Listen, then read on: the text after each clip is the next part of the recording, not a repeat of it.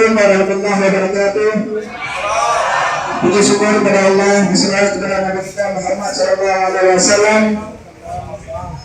Yang kita hormati para pekerja di kantor gubernur dan para ibu-ibu dan guru perwakilan seluruh Aceh yang kami banggakan.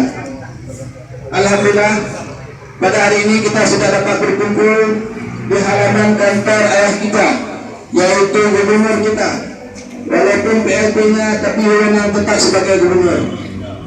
Hari ini kita tidak lain, dan kita hari ini bukan melakukan demonstrasi atau aksi, tapi hari ini kita melakukan menyampaikan aspirasi kita yang terombang-ambing beberapa hari ini, di mana dalam APBA 2017 anggaran untuk gaji kita beberapa anak tidak dianggarkan lagi. Anggaran untuk guru kontraktor tahun 2017 tidak dianggarkan lagi, berhubung dengan implementasinya Undang-Undang Nomor 23 tahun 2014.